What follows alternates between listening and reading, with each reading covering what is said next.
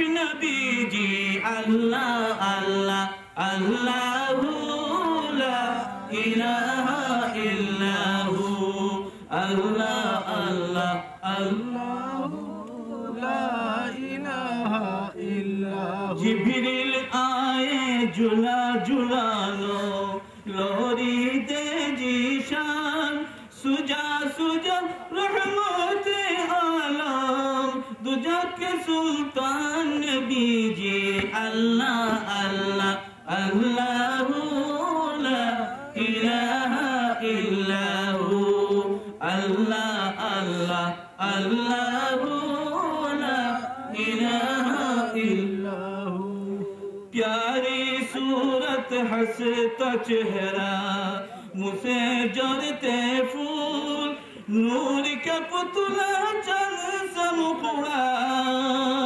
नूर का पुतला चंद सा मुखड़ा हो का प्यारा रसूल नबी जी अल्लाह अल्लाह अल्लाहु ला इलाहा इल्लहु अमीना बीबी के गुलशन में आए ताजा बहार पढ़ते हैं सल्लल्लाहु अलैहि वसल्लम अजदर दीवार नबी जी अल्लाह अल्लाह अल्लाहु ला इलाहा इल्लहु अल्लाह अल्लाह अल्लाहु ला इलाहा इल्लहु अल्लाह अल्लाह अल्लाहु ला इलाहा इल्लहु। अस्सलामु अलैकुम। संक्षिप्त विशिष्ट आलमदीन हजरत मौलाना सब्बीर आलम साहेब इमाम एखाने जामा मस्जिद मुहतरम मौलाना साहब के संक्षिप्त वाज कौन शब्द करছেন। वालेकुम व रहमतुल्लाह।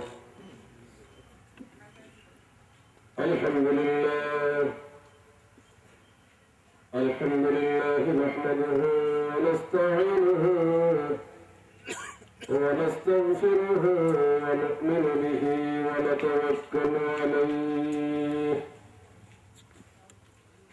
व नऊज़ु बिल्लाहि मिन शुरूरि अनफुसिना व मिन सय्यिआति अअमालिना من يهده الله فلا مضل له ومن يضلله فلا هادي له ونشهد أن لا إله إلا الله وحده لا شريك له ونشهد أن سيدنا ونبينا وشفيعنا وحبيبنا ومولانا محمدا عبده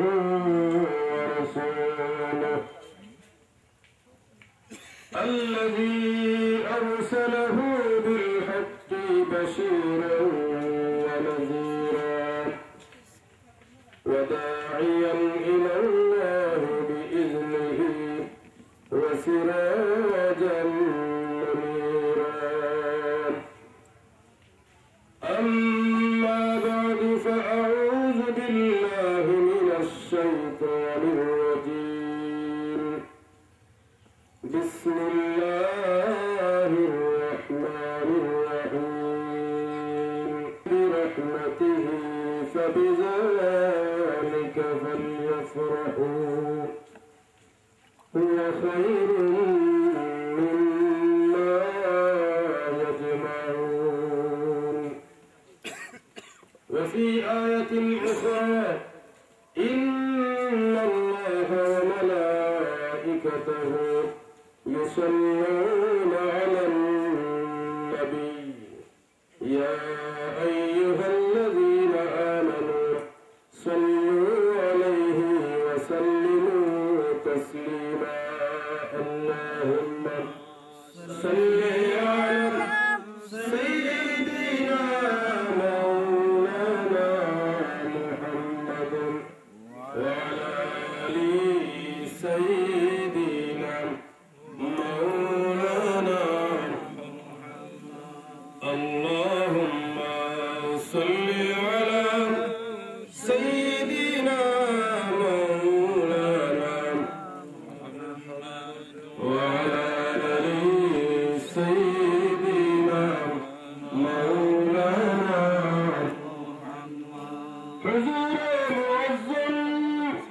जनाबे मुकर्रम रसूल खुदा इफ्तिखार मदीना अल्लाहुम्मा सल्ली अला सय्यिदिना मौलाना मुहम्मद व अला आलि सय्यिदिना मौलाना मुहम्मद बहुत जल्द पहुंचा दे हमको खुदाया बहुत जल्द पहुंचा दे हमको खुदाया ज़माना से है इंतज़ार मदीना अल्लाहुम्मा सल्ली अला सय्यिदिना मौलाना मुहम्मद व अला आलि सय्यिदिना मौलाना সম্মানিত আজকে জনাব আব্দুল মতিন চৌধুরী টিপু সাহেব কর্তৃক আয়োজিত আজকের এই পবিত্র ঈদ মিলাদুন নবী সাল্লাল্লাহু আলাইহি ওয়াসাল্লাম ও আল্লামা ফজলুল সাহেব কিবলা রাহমাতুল্লাহি আলাইহি এবং জনাব আলহাজ আব্দুল মালিক চৌধুরী সাহেব এর 12তম ঈসালে সোয়াব মাহফিল উপলক্ষে আজকে এই ঈসালে সোয়াব এবং মিলাদ মাহফিলে উপস্থিত ওলামায়ে কেরাম, বিশেষ করে আজকের এই মাহফিলের সভাপতি বৃহত্তর পূর্ব সিলেটের গৌরব জনাব আলহাজ মাওলানা মুজিবুর রহমান বাদেশী সাহেব, উপবিষ্ট আছেন ওলামায়ে কেরাম, মুরব্বিয়ানে কেরাম, আমার সামনে সামিউনে আজম। আমাকে বলা হয়েছে সংক্ষিপ্তভাবে আলোচনা করার জন্য। আমি যেহেতু এখানে হেডিং ঈদ মিলাদুন নবী সাল্লাল্লাহু আলাইহি ওয়াসাল্লাম দেখলাম, এজন্য আমি একটা আয়াত শরীফ তিলাওয়াত করেছি আপনাদের সম্মুখে। এই আয়াত শরীফকে সামনে রেখে আমি পবিত্র ঈদ মিলাদুন নবী সাল্লাল্লাহু আলাইহি ওয়াসাল্লাম সম্পর্কে সামান্য আলোচনা করার প্রয়াস পাবো। আল্লাহ যদি তৌফিক দান করেন, ওয়া মা তৌফিক ইল্লা বিল্লাহ। হাজিরিন কিরাম, আমি যে আয়াত শরীফ আপনাদের সামনে তিলাওয়াত করেছি, এই আয়াত শরীফে রব্বুল আলামিন ইরশাদ ফরমান, কুল বিফাদলিল্লাহি ওয়া বিরহমাতিহি ফাবিযালিকা ফালইফরাহু। হে আমার হাবিব, আতাই মাওলা আতাই লঙ্কর তাজদারে মদিনা হাবিবুল্লাহ হুজুর পাক সাল্লাল্লাহু আলাইহি ওয়াসাল্লাম, আপনি আপনার উম্মতের মধ্যে ঘোষণা করে দিন, বিফাদলিল্লাহ, আল্লাহর ফজল, ওয়া বিরহমাতিহি, এবং আল্লাহর রহমত। এই আয়াতেই আল্লাহ রাব্বুল আলামিন বলে দিয়েছেন যে আল্লাহর ফজল এবং আল্লাহর রহমত, এই দুই বিষয়ে যদি কেউ ফরহাদ করে, খুশি প্রকাশ করে, তাহলে কি হবে? এই সঞ্চয় থেকে, সকল সঞ্চয় থেকে এই দুইটা বিষয়ে কেউ যদি সন্তুষ্টি প্রকাশ করে, সন্তুষ্টি প্রকাশ করার ধরন আছে সেটা আমি বলতেছি, তাহলে কি হবে? তার জীবনে সবচাইতে উত্তম কাজ করবে। সুবহানাল্লাহ। হাজিরিন কিরাম, এই আয়াতে রব্বুল আলামিন দুইটা শব্দ উল্লেখ করেছেন, ফজল এবং রহমত। মুফাসসিরিনে কেরাম বিভিন্ন কথা বলেছেন। একটা কথা মনে রাখতে হবে যে মুফাসসিরিনে কেরাম যেগুলো তাফসীর করেছেন, এই তাফসীর যার যেরকম ইলম রয়েছে সেরকম ইলম অনুযায়ী তাফসীর করেছেন। আর এই তাফসীর যেটা রয়েছে, এই তাফসীর গ্রহণ করা, এই তাফসীরই গ্রহণ করা হবে যে তাফসীর আল্লাহ পাকের কালামুল্লাহ শরীফ এবং আল্লাহ পাকের হাবিব হুজুর পাক সাল্লাল্লাহু আলাইহি সাল্লামের হাদিস শরীফ অনুযায়ী হয়েছে। আমরা দেখতে পাই, তাফসীরের কিতাব পড়লে দেখতে পাই যে হযরত আব্দুল্লাহ ইবনে আব্বাস রাদিয়াল্লাহু তাআলা আনহু, যিনি রাসূল মুফাসসিরিন ছিলেন, উনি একটা কিতাব লিখেছেন তাফসীরে ইবনে আব্বাস রাদিয়াল্লাহু তাআলা আনহু। এই তাফসীরে ইবনে আব্বাসে হযরত ইবনে আব্বাস রাদিয়াল্লাহু তাআলা আনহু riwayat করেছেন যে এই দুইটা শব্দ যেখানে আল্লাহ পাক ফজলুল্লাহ এবং রহমত উল্লেখ করেছেন, বিফজলিল্লাহ ওয়া বিরহমাতিহি, আল্লাহ পাকের পবিত্র কালামুল্লাহ শরীফ, আর ওয়া বিরহমাতিহি সেটা আল্লাহ পাক তাফসীর করে দিয়েছেন, ওয়ামা আরসালনাকা ইল্লা রাহমাতাল লিল আলামিন। হে হাবিব, হে মুহাম্মদুর রাসূলুল্লাহ সাল্লাল্লাহু আলাইহি সাল্লাম, আপনাকে এই পৃথিবীতে আমি রহমত ছাড়া আর কোনো উদ্দেশ্যে প্রেরণ করিনি। সবচাইতে বড় রহমত এই পৃথিবী, এই দুনিয়া, কুল কায়নাতের মধ্যে সর্বশ্রেষ্ঠ নিয়ামত, সর্বশ্রেষ্ঠ রহমত হলেন রাহমাতুল লিল আলামিন হুজুর পাক সাল্লাল্লাহু আলাইহি সাল্লাম। এই কথার উপর যদি কেউ ইখতিলাফ করে মনে করে যে রহমত আর কোনো কিছু, তার চেয়ে বড় কোনো রহমত আরো আছে, তাহলে বুঝতে হবে আল্লাহ পাক এই পৃথিবীর বুকে অনেক নবী রাসূল প্রেরণ করেছেন। আমাদেরকে যার দিন দিয়েছেন, যিনি আমাদের সারে আলাইহিস সালাতু ওয়াস সালাম, ইনি হলেন জনাবে এই রাহমাতুল লিল আলামিন হুজুর পাক সাল্লাল্লাহু আলাইহি সাল্লাম। আল্লাহ পাকের হাবিব হুজুর পাক সাল্লাল্লাহু আলাইহি ওয়াসাল্লাম রাহমাতুল লিল আলামিন। সকল নবীগণ আল্লাহ পাকের কাছে ফরিয়াদ করেছেন, ফেরেশতাগণ ফরিয়াদ করেছেন এই রাহমাতুল লিল আলামিনের উম্মত হওয়ার জন্য।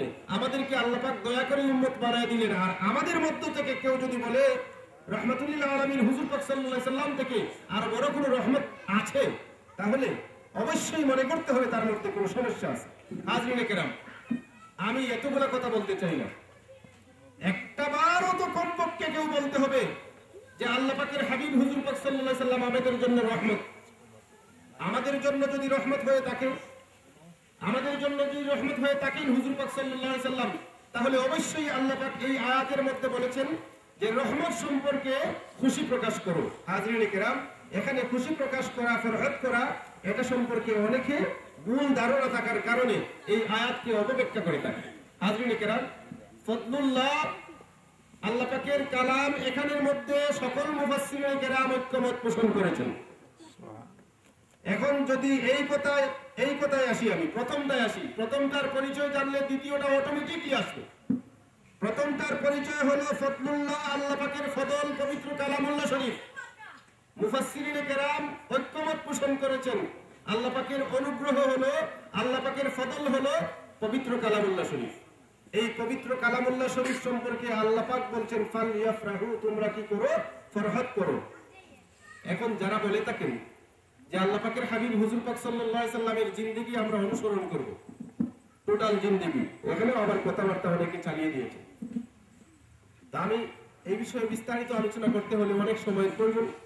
হাজরিনে কেরাম, যে কথাটা এই সামান্য এসে গেছে এটা আমি বলে দিই, যে অনেকে বলে থাকেন আল্লাহ পাকের হাবিব হুজুর পাক সাল্লাল্লাহু আলাইহি সাল্লামের টোটাল জিন্দেগি নাকি অনুসরণীয় নয়। নাউজুবিল্লাহ বলেন। নাউজুবিল্লাহ। ইদানিং কালে কিছু লোক বের হয়ে গেছে যারা বলে থাকে আল্লাহ পাকের হাবিব হুজুর পাক সাল্লাল্লাহু আলাইহি সাল্লামের জিন্দেগিকে দুই ভাগ করে থাকে। নাউজুবিল্লাহ। দুই ভাগ করে বলে থাকে, একটা হলো নবুয়ত প্রাপ্তির আগের জিন্দেগি, নবুয়ত প্রাপ্তির পরের জিন্দেগি। আমি তাদেরকে বলতে চাই, ওনাদের উদ্দেশ্যে আমি সংক্ষিপ্ত ভাষায় বলতে চাই যে নবীজির নবুয়ত প্রাপ্তি বলে কোন কিতাবে তুমি পেয়েছো? কোন কিতাবের মধ্যে পেয়েছো নবীজি জিন্দেগিতে দুনিয়ায় আসার পরে নবুয়তি পেয়েছেন? এমন কোন দলিল কেউ একটা বিন্দু পরিমাণ দলিল দিতে পারবে না যে আকায়ে নামদার, আকায়ে মাওলা, তাজদারে মদিনা হাবিবুল্লাহ হুজুর পাক সাল্লাল্লাহু আলাইহি সাল্লাম দুনিয়াতে এসে নবুয়তি পেয়েছেন। বরং বুড়ি প্রমাণ রয়েছে আল্লাহ পাকের হাবিব হুজুর পাক সাল্লাল্লাহু আলাইহি সাল্লাম নিজে বলেছেন, কুনতু নাবিয়্যান ওয়া আদামু বাইনাল মাই ওয়াত তিন, কুনতু নাবিয়্যান ওয়া আদামু বাইনার রূহি ওয়াল জাসাদ। যে আল্লাহ পাকের হাবিব হুজুর পাক সাল্লাল্লাহু আলাইহি সাল্লাম বলতেছেন যে আদম আলাইহিস সালাতু ওয়াস সালাম যখন মাটি ও পানির মধ্যে ছিলেন, মিশ্রিত ছিলেন। আরেক হাদিস শরীফে আছে বাইয়ার রূহি ওয়াল জাসাদি, রূহ এবং বডির মধ্যে মিশ্রিত অবস্থায় ছিলেন, এখনো কোনো শুধুমাত্র বডি। এই অবস্থায় কুনতু নাবিয়্যান, তখন আমি নবী ছিলাম। সুবহানাল্লাহ। আদম আলাইহিস সালাতু ওয়াস সালাম তখন সৃষ্টি হন নাই, আমার নবী রাহমাতুল লিল আলামিন হুজুর পাক সাল্লাল্লাহু আলাইহি সাল্লাম তখন নবী। আরো কতগুলো বলতে হলে এগুলো অনেক কথা, কেউ এই কথা প্রমাণ করতে পারবে না। আমি ওপেন চ্যালেঞ্জ দিয়ে গেলাম, কেউ প্রমাণ করতে পারবে না আল্লাহ পাকের হাবিব হুজুর পাক সাল্লাল্লাহু আলাইহি সাল্লাম নবুয়তি পেয়েছেন দুনিয়ায় এসে। কোন নবী দুনিয়াতে নবুয়তি পান নাই। নবীকে নবী হিসাবে সৃষ্টি করা হয়েছে। আর নবিয়্যু নবিয়্যান ওয়ালাউ কানা সাবিয়ান, শিশু অবস্থায়ও তিনি নবী ছিলেন। হাজরিনে কেরাম, আল্লাহ পাকের হাবিব হুজুর পাক সাল্লাল্লাহু আলাইহি সাল্লামের টোটাল জিন্দেগি অনুসরণীয়, টোটাল জিন্দেগি অনুসরণীয়, একদম জন্মের পর থেকে নিয়ে ইন্তেকালের পূর্ব মুহূর্ত পর্যন্ত টোটাল জিন্দেগি অনুসরণীয়। হালকাভাবে বুঝের জন্য আমি বলি, নবীজি হিলফুল ফুজুল সংগঠন গঠন করেছিলেন। জুহুরে নবুয়ত, এই যে নবুয়ত প্রাপ্তি, এটা ভুল বলে থাকে, এটা হলো জুহুরে নবুয়ত, নবুয়তের প্রকাশ। আপনারা যারা ইতিহাস পড়েছেন, গারে হেরার মধ্যে আল্লাহ রাসূল সাল্লাল্লাহু আলাইহি সাল্লাম যখন ধ্যানে মগ্ন ছিলেন, তখন জিবরিল আমিন আলাইহিস সালাতু ওয়াস সালাম এসে কিতাব নাযিল করেছিলেন। এই সময় কোনো সার্টিফিকেট এসে দেন নাই যে হে নবী মুহাম্মদ সাল্লাল্লাহু আলাইহি সাল্লাম এই নেন সার্টিফিকেট, আপনাকে নবুয়তি দান করা হলো। এই সময় বলেছিলেন কি ইকরা বিসমি রাব্বিকাল্লাযী খালাক। আমার নবীজি বলেছিলেন মা নবী কারি, আমি কারি নই, আমি পাঠক নই। হাজরিন কেরাম, এই সত্যতা আমি গেলে অনেক লম্বা হয়ে যাবে। মূল কথা হলো যে আল্লাহর রাসূল সাল্লাল্লাহু আলাইহি সাল্লামের নবুয়তের প্রকাশ ঘটেছিল।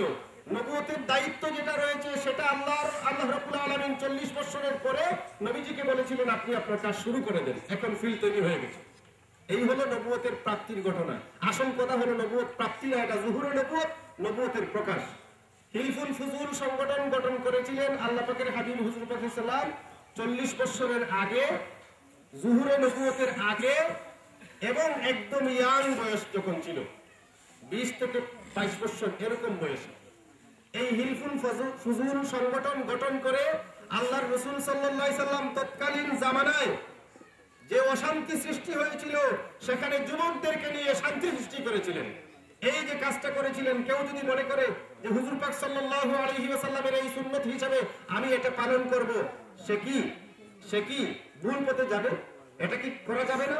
আল্লাহ রাসূল সাল্লাল্লাহু আলাইহি সাল্লামের টোটাল জিন্দেগি সুন্নাত, যেটা নবীজি করেছেন এটা সুন্নাত, অনুমোদন দিয়েছেন সুন্নাত, সামনে করা হয়েছে নিষেধ করেন এটা সুন্নাত। নবীজি বিয়ে করেছেন 25 বছর বয়সে। এখন যদি মনে করে কেউ আমি 25 বছর বয়সে বিয়ে করব সুন্নাত পালন করার জন্য, তার কি সুন্নাত আদায় হবে না? কেউ কি প্রমাণ করতে পারবে যে এটা সুন্নাত হবে না? পশ্চিমকালেও নয়। সুতরাং নবীজির টোটাল জিন্দেগি অনুসরণীয়। আল্লাহর হাবিব হুজুর পাক সাল্লাল্লাহু আলাইহি সাল্লাম এই পৃথিবীতে আগমন করেছেন। আগমন করার যে বিষয় যেটা রয়েছে এই বিষয় সম্পর্কে বর্ণনা দেওয়ার জন্য এই সকল মাহফিল। আমি বলতেছিলাম ফদলুল্লাহ আল্লাহ পাকের কালাম, এটা সম্পর্কে আল্লাহ পাক বলছেন ফালিয়াফরাহু, তোমরা ফরহত করো। তারাল মুসলিমিন জাআলাহুল্লাহু ঈদান ইন্না হাযা ইয়াউমুল জুমআতি জাআলাহুল্লাহু ঈদান। হে আমার উম্মতেরা, মুসলমানেরা, আমার সাহাবায়ে কেরামরা, জেনে রাখো এই যে জুমাবার দিন রয়েছে, এই জুমাবার দিনকে আল্লাহ রাব্বুল আলামিন ঈদের দিন বানিয়ে দিয়েছেন। সুবহানাল্লাহ। নবীজি ঘোষণা করেছেন জুমাবার দিনকে ঈদের দিন হিসাবে। এখন যদি জুমাবার দিনকে ঈদের দিন হিসাবে ঘোষণা করা হয় তাহলে জুমাবার বছরে কয়টা? 52টা। 52 কিংবা 53। 52টা শুক্রবার জুমাবার দিন, সাপ্তাহিক ঈদের দিন 52 ঈদ। আর যদি বছরে 2টা ঈদ ধরা হয় তাহলে ঈদ হইল কয়টা? 54টা হয়ে গেল না? তাহলে 2 ঈদ যারা শুনে, 2 এর সাথে যদি আরেকটা ঈদ, ঈদে মিলাদুন নবী সাল্লাল্লাহু আলাইহি ওয়াসাল্লাম শুনে, 3টা ঈদ হয়ে গেছে, মাথার দুস্তরে, মাথা খারাপ হয়ে যায়, কাজ করে না, তার ফিরে যায়। তাহলে 54টা ঈদ শুনলে কি হবে? অবস্থা কিরকম? হার্টব্রেক করবে না? অবস্থা সিরিয়াস হয়ে যাবে। সুতরাং এরকম বলা বলি করার দরকার নাই। কিতাব দেখে দেখেন ঈদের দিন আরো রয়েছে।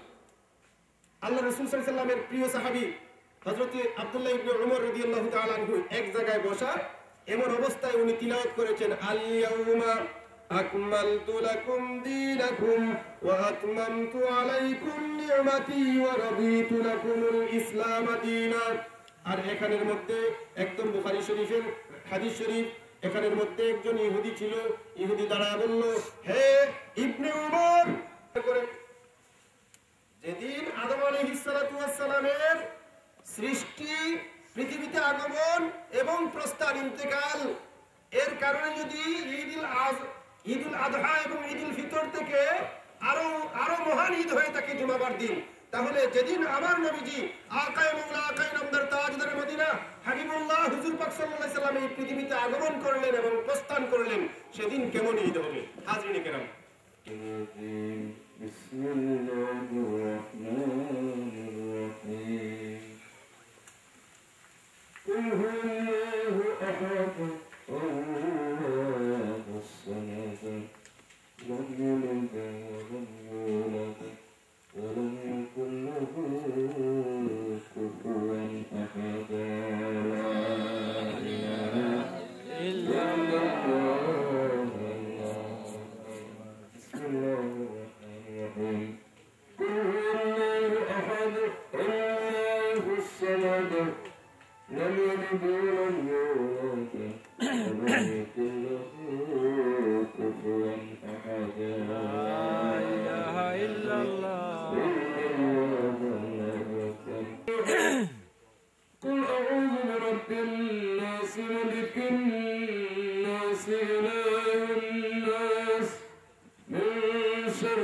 الوسواس الخناس الذي يوسوس في صدور الناس من الجنة والناس. لا إله إلا الله.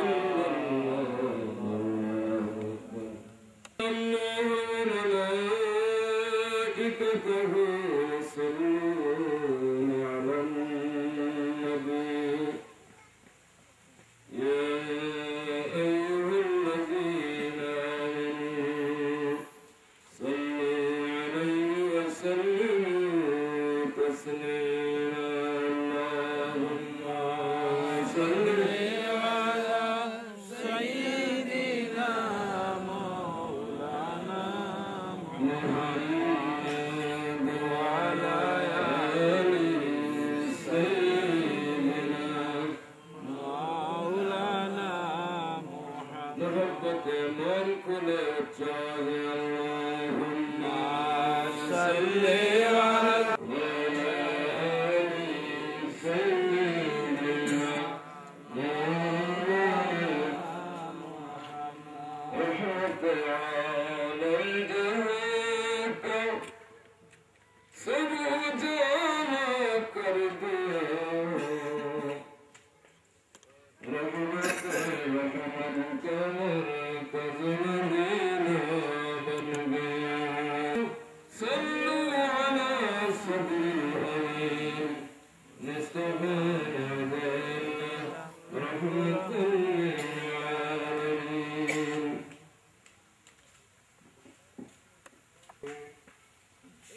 بسم الله الرحمن الرحيم.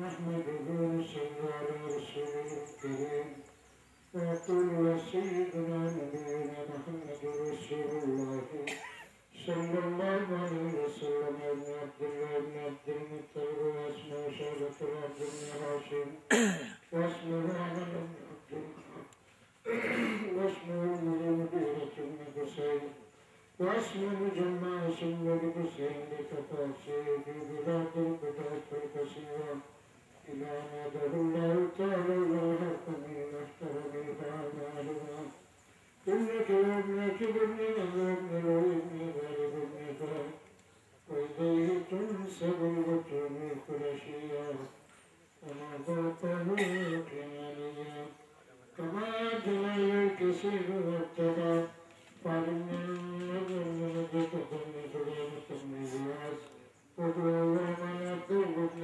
الرهانية وسمي في سنه النبي صلى الله عليه وسلم ذكر الله تعالى ولقاه. فلما تم من أمره صلى الله عليه وسلم شهرا ورسولة ونبيا توفى بالمدينة الشريفة بالرافعين وكانت تستهدف أخواله البنية من التوبة المثالية وكسى بهم شهرا سكينا وأمون شكره وشكرا.